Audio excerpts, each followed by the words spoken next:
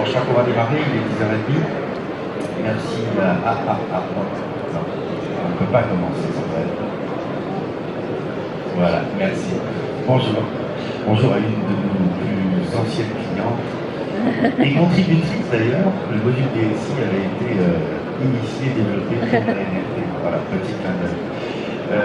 Donc bonjour à toutes et à tous, je me présente Eric Robert, je suis patron d'entreprise PMB Services, associé avec Florent Tétard, directeur de l'innovation, et au pupitre avec Bérangère Boyer, responsable commercial. On va vous présenter plein de nouveautés sur PMB. Alors je remercie ceux qui nous font confiance depuis longtemps et depuis moins longtemps parfois, et puis tous ceux qui ont la bonne idée de rejoindre l'aventure du livre avec PMB et de découvrir tous les ans de très nombreuses innovations. Je crois que 2017 est un truc qui s'annonce vraiment très bon. Voilà, je vous laisse la parole, merci. Bonjour à tous. Donc aujourd'hui, l'objectif de l'atelier, c'est de vous montrer les évolutions de PMB, notamment sur la partie contribution par les usagers et évolution du logiciel vers la gestion d'une base de connaissances, en plus d'une base documentaire. Donc nous allons aborder déjà un premier point quand même de se présenter un petit peu, qui est PMB Service, qu'est-ce que PMB, voilà. Ensuite, on va vous parler de la modélisation des données des organisations grâce au modèle FRDR. Donc, ça parle peut-être pas grand monde de modèle FRDR, on vous expliquera tout ça. On va vous montrer comment la base documentaire peut être alimentée conjointement entre une veille des documentalistes et les contributions des usagers. Ensuite, la valorisation de tout ça dans le portail documentaire. Et puis pour finir, on va vous montrer la maquette, on va dire d'un futur PMB packagé pour la gestion de connaissances. Voilà, en avant-première. C'est moi qui introduis du coup. Allez. Alors qui sommes-nous? Donc on est le principal développeur du logiciel PMB, donc on peut dire l'éditeur du logiciel libre PMB. On est des experts en gestion documentaire, on est 35 salariés basés à Château-du-Loir, entre Le Mans et Tours. Un peu plus de 13 ans d'expérience, puisque la société elle a été montée en 2004. Et puis un peu plus de 2 millions de chiffres d'affaires aussi en croissance, toujours. Donc tant mieux, voilà, on espère que ça continue. Nos valeurs, elles sont basées sur la liberté, puisque le logiciel est libre, ainsi que beaucoup de choses qu'on peut autour, les modules qu'on intègre, etc. Sur l'excellence, sur l'audace, parce qu'on aime innover, on aime vous surprendre et être à la pointe, je dirais. Sur le respect, le travail en équipe notamment et le respect des autres, et l'expertise. L'expertise à la fois technologique et métier, puisqu'on connaît bien vos métiers et on espère toujours vous accompagner vers les évolutions futures. On est présent dans tout type de structure qui possède de la documentation, qu'elle soit papier ou électronique, et de façon plus générale, toute structure qui a un besoin de gérer de la connaissance au sens large. Donc ensuite, qu'est-ce qu'est PMB, quand même, pour introduire donc PMB, c'est un SIGB, un système intégré de gestion de bibliothèque, à la base, avec tout ce qui est fonctionnalité bibliothéconomique, donc on va retrouver bien évidemment la gestion au catalogage, tout ce qui est gestion de la circulation des documents. On a une gestion de GED, documentaire, donc la possibilité de gérer tout ce qui est document numérique, quel qu'il soit. On a un module sémantique, on a intégré un module de veille qu'on verra tout à l'heure pour faire de l'agrégation de contenu externe et rediffuser de l'actualité dans nos portails. On intègre du géoréférencement pour vraiment faire une indexation géographique des documents et avoir de la recherche via des cartes, tout simplement.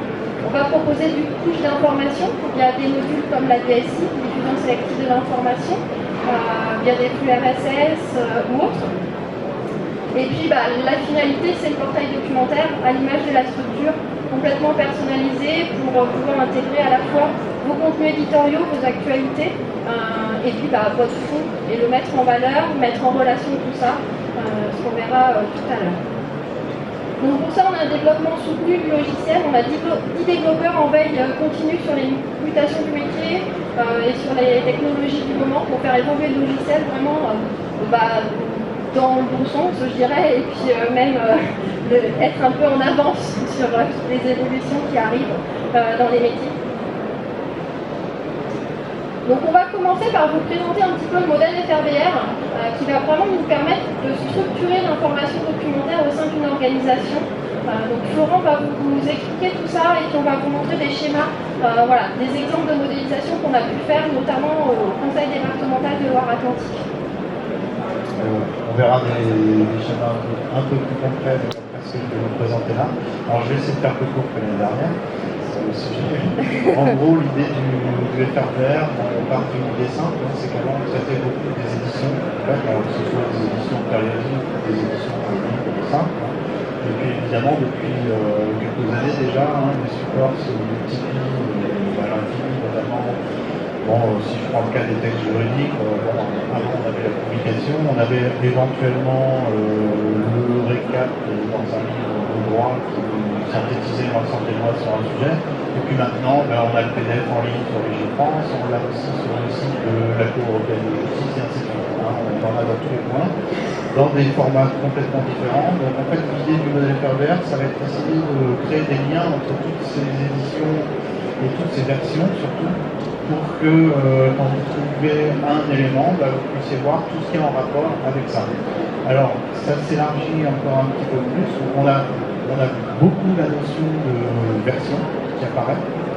Tout ça regroupé sous ce qu'on appelle une œuvre qui va être un peu l'idée du document d'origine.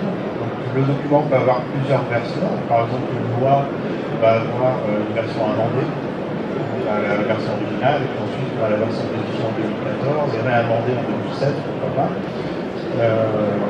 Sur des spectacles, par exemple, on a des distributions différentes, des mises en scène qui peuvent changer. Alors, tout ça, c'est des versions différentes de la même œuvre. Et puis la manifestation qui va nous traduire l'édition. Donc là, c'est pareil, l'édition, on en a maintenant de plus en plus.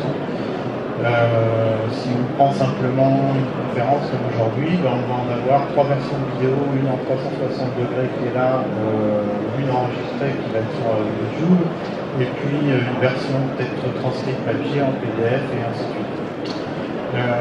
Et puis éventuellement, il y en a encore pour des exemplaires matériels, ça existe. Donc voilà un petit peu. Alors évidemment l'idée c'est de se dire sur un modèle FRBR, qu'est-ce qu'on en fait de tout ça? C'est de se poser la question dans un centre de documentation, qu'est-ce qui pourrait être intéressant de regrouper, de mettre en relation, que quand un utilisateur trouve une ressource documentaire, au départ il va bien chercher un texte de loi, un document, enfin, voilà, ensuite il puisse avoir accès à tout un univers qui est lié. Donc voilà, l'idée d'une modélisation, là on a un exemple qui concerne des rapports juridiques, des rapports annuels. Donc là j'ai pris un exemple d'un rapport de la CNIL. Donc ça, on a fait cette modélisation-là pour le conseil départemental de Loire-Atlantique, pardon. Voilà, j'ai le chiffre en tête, mais pas le nom. Donc ils utilisent énormément les rapports annuels de la CNIL, de la Cour de compte, etc., qui guident une partie des décisions du Conseil. Voilà, alors là on a estimé que ça valait le coup de faire des modélisations. Donc l'idée c'est de se dire qu'est-ce qui peut relever d'une œuvre qui va regrouper plusieurs versions, et ensuite qu'est-ce qu'on dispose comme document dans le centre de doc qui pourrait être en rapport avec ces rapports. Oui, ça va le dire. Donc voilà, là on a l'idée d'avoir dans la modélisation un rapport tout en haut qui est une œuvre en soi, et puis en dessous on a différentes versions. Donc là, c'est quoi les versions d'un rapport? C'est le rapport de chaque année.